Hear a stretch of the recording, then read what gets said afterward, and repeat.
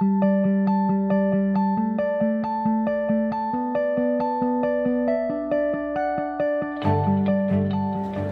and welcome to AEF TV. Joined now by His Excellency the Honourable Henry Macauley, and first of all, welcome. Welcome and thanks for making the time to be here. Thank you. I was particularly looking forward to this because I felt like we had such a great discussion when we met last year in Dubai. Indeed. And so much has happened in Sierra Leone. You've put together an initiative, a program called Electricity for All. It's got a 2025 event horizon. You've signed an agreement with the British government. You're really aggressively enabling the import of renewable energy products by dropping tariffs and things like that. But that's all the public face. Everybody knows that.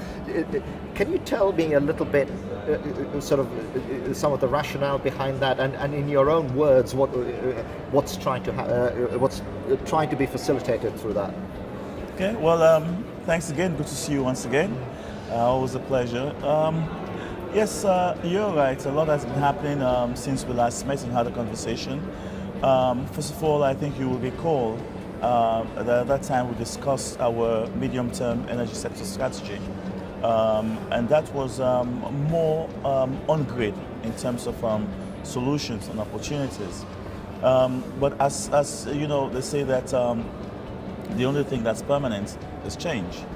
So as we embarked on that, we observed that we were not making as much progress fast enough to give people access to electricity.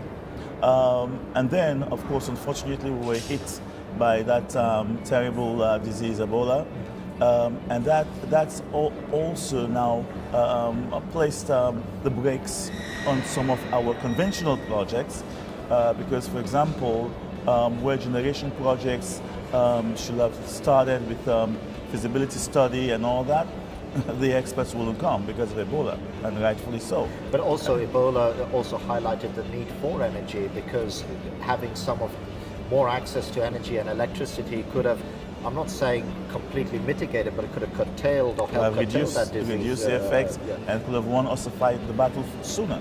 You're quite correct. So anyway, so we saw that there was a need to accelerate. And thankfully, technology is offering us that opportunity in terms of, we are blessed with sun, for example. We have 5 kilowatt hour per square meter of sun per day. I mean, even in the rainy season, you would have some hours of sun a day. Previously, it used to be very expensive to develop solar projects, but now prices have come down. Solar PV prices have come down over 75%. In the past 3 years, so it was a good opportunity to explore. So now we had to quickly look at off-grid, which was in our plan, but we had to bring it forward. And fortunately for us, our plans were also now being similarly patterned by the British government, who also launched their own initiative called Energy Africa in October of last year. And we signed an MOU with them then. But we had our own plans to launch our own energy revolution, and they agreed to come in and work with us, and we signed a compact May of this year.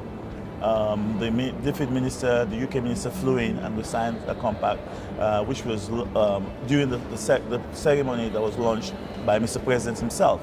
Now, what this seeks to do is to make government accountable for certain reforms that will ensure that these home solar unit systems, which are the rooftop that you allude to make them affordable. And of course, that means that government needs to reduce taxes and waivers so that at least the end products will get to the rural poor and it will be affordable for them. And there's so much happening around this space, which is very exciting, because we have examples in Eastern Africa where more has been happening there, in Tanzania, in Uganda, in Kenya, with the M-Kopa, the Zoe. So really, it's not about reinventing the wheel. It's just about understanding and learning good habits. And what I like about the other DNA I like about that initiative is not just about removing or the levies and the taxes, but you're still putting in place this a certification, so it's not like it's open season. No, it's not. And Sierra Leone becomes a dumping ground for any old solar panel. You know, there is a certification process. Are you overseeing that, or is that being done independently, externally? I mean, how is that certification going to work? No, well, because this is private sector driven, and business people don't have a lot of patience, so you want to make the process as painless as possible. Yeah. But at the same time, you do not want to compromise on quality, and you do not want to compromise on sustainability. So the ministry, of course, is the first place for you to register as a member of the solar space. And then you also will need to register with the regulator. You do remember we have now unbundled, and we have a regulator that supervises fair play in the sector. So you will register with the regulator, and then we've created a private sector group called the Renewable Energy Association of Sierra Leone. So that's like a peer group that promotes development of this type of project. So you will register with them. All of that is to make sure that have some kind of group responsibility and oversight. Now, what in addition we've done, we've also now established a task force. Now that task force has ourselves, the ministry, it has the private sector players, it has the UK government through DFID, it has the regulator, it even has a member from the President's office. Because the president, you couldn't have done more, right? I know. I mean, I don't want to think Mr. President is watching over my back, but I mean, he's that much interested. Yeah. So that is a task force that is going to monitor the affairs to make sure that we have the speed and we have the penetration that is needed. So it's not like we live in it. We are still involved, but we're bringing other key stakeholders to make sure it works. But you want to create a market, and a sustainable and affordable market. So that drive around decentralized energy, I would imagine, is also coming from a place that is actually being practical and realistic. The fastest way to get electricity into all the rural areas, and we need to put this into context. I have to keep reminding people that I talk to who aren't in the business is that the electricity isn't needed to run washing machines. It's needed to do some very basic stuff, to do homework, for an artist to paint a little bit longer, or something like that. You know, so it's very clear. So. All of that is a framework, a mechanism, a platform in its early days, and it'd be unfair to ask how it's going or whatever. It's in place now. But again, when we were talking off air, there is still that systemic endemic need, and you're one of the only other two people who brought it up on air. So let's talk about it now. It's about the network. It's about the transmission and the distribution network. And there seems to be this run towards generation projects. No point having those projects if you can't evacuate the power. How? I'm not asking you to solve it for every country, but I know that you're frustrated about it. But how are you looking to bring solutions to bear to make sure that the network is the platform that plugs everything in? How do we get a framework to get that network right?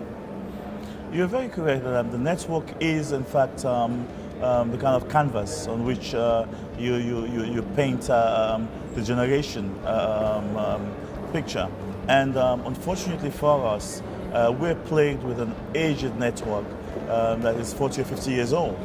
Now, because previous governments hadn't paid too much attention to electricity, as it were, you recall we were once known as the darkest city on earth, and so on and so forth. So the aged network didn't have much to transport, and it was coping. But now that we have placed our focus on electricity generation and power supply, the network now is really under a lot of pressure. And so obviously you can imagine you start having breaks here and there more frequently.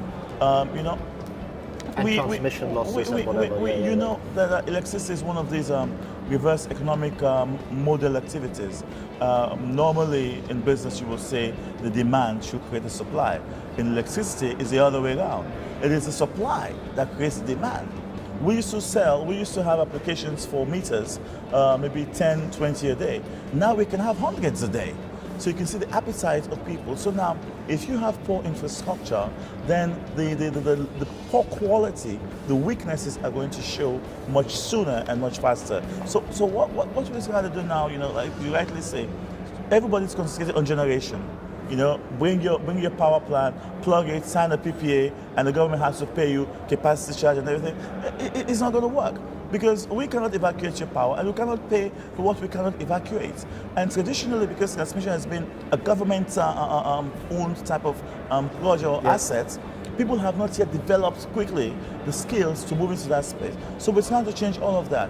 Of course, ideally, one would have expected the developing partners to take up that slack. Because really, if they don't provide a platform, as you rightly say, then how do you get the ramp up? You understand? So we hope that they will have taken up that bit, provided maybe the grant funding or venture capital funding, or at least the type of facility that will make sure that you're ready for the generation. That will be the quickest way. Of course, we are also looking at BOT models. Maybe the private sector comes in, see how we can do transmission service agreements in order to prepare. But it has to go hand in hand. Because surely it's in the interest of the private sector. Talking to many power developers, they have a vision that they do one project in a country, they get used to it, then that gets all the right connections, like you do business. You win your first deal, then you try and win a second deal. There's no point. It's always easier to upsell an existing customer than go and find a new one, right? So surely isn't it a bit short-sighted to sort of say, well, hang on a minute, I probably don't stand a hope of upselling this customer because what I'm providing now ain't being used because of this. So isn't it in their interest to actually evacuate that power faster and faster? Because I'm pretty sure you'll then come to them and say, look, we're evacuating everything, we're running great, the power's reaching the people, can you build me another thing, or whatever it is. That will be the good thing to do. But you see, as private sector goes, they always protect themselves. So some of them build up their financial models around the capacity charge. So once they give you, once you sign a take or pay power purchase agreement, which commits you to paying for the power, if you're not using it, there's no penalty. Exactly. So that's no good. So now we try to have a holistic approach to power supply. If you bring in the generation, we can only say we can accept it if we're guaranteed that we can evacuate the power. Because don't forget that government's obligation is not to sign PPA. Government's obligation is to give electricity to the people, and that is the end outcome. That's what we should focus on, really.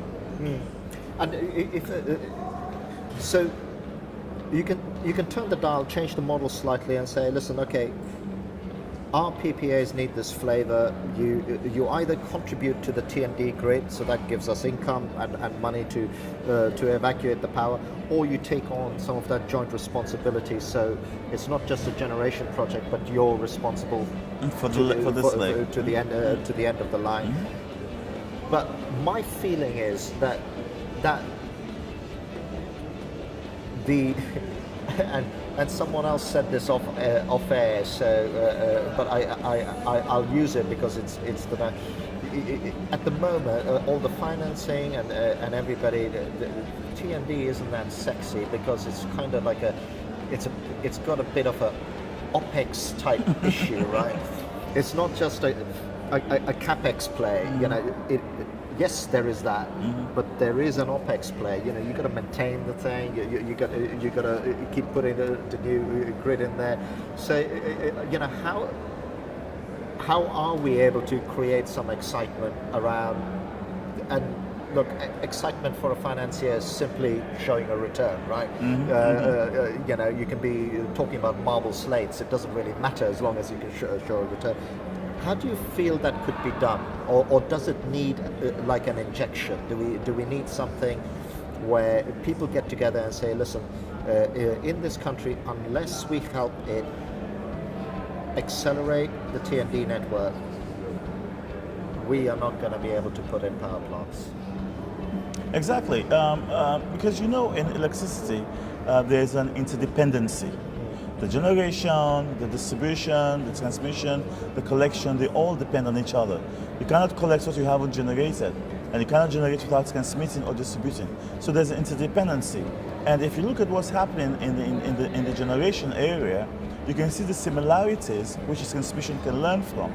Because even in generation, an IPP, you bring the machines, they need to be efficiently and competently operated, because even though you have a capacity charge, you're going to be paid every month, but that capacity charge should still be linked in some way to how much you produce. So IPPs are always have a component of an operations and maintenance to ensure that the plant works. Because in fact now, smart governments, including ours, we will include in that PPA penalties. You will pay contingent liability against you if you don't provide the power. So you also will have a penalty to pay. So that's a model that could easily be transposed to the transmission space. Right. Now, in terms of maybe looking at the security of your investment, one of the reforms we're embarking on in Sierra Leone today is that we're going to establish a collection account mechanism. Now, this is because we have restrictions with borrowing from the IMF. We have other forms of restriction which are really not good for us when we want to look for electricity for our people. We always say, we engineers, we're very unglamorous. We believe in mathematics. And electricity, solving a problem. Exactly. Electricity brings development. So if you don't support electricity, it means you're not supporting development, plain and simple. Developing the models at work are very easy to do, because through the collection account mechanism that we're creating, if you come into our transmission space and you build transmission for us over maybe a concession period of 25, 30 years, we can include you in our cash waterfall under the collection account mechanism. So you have a certainty of collecting your money over time. And the collection account is not administrated by government. It is not administered by government. It's going to be administered by an independent agent of international repute. And that agent will make sure that each and every single person who needs to be paid will be paid as per monies collected by the utility. So that's the way in which we're trying to approach the situation to make it more sexy, so that people can come into it as well and expect to be paid at the end of the day. So, because we're coming to the end of our time, and it always feels like it goes too quickly, and do you think that the focus then needs to be that you put in that collection vehicle, let's call it that for a second, and that will be the final piece of the jigsaw for you to have a robust conversation with people who can then put in the T&D network? Does that, it's chicken and egg, right? Which one comes first? But does that need to be put in first? I think that it has to be a collective approach. Right. The generation people need to know that they will not be able to proceed with many of their projects if the transmission and distribution is not available. And T&D people also need to know that, okay, there's a way for us to invest in this space and get our money back and make some money, because it's all about making money. Because off-grid is beautiful, rapid access, quick electricity, especially to our rural areas. But you still cannot grow industries on off-grid solutions. Not yet, until we resolve the storage problem for solar. Yeah. And you need to grow industries. Industries develop the economy, they provide jobs.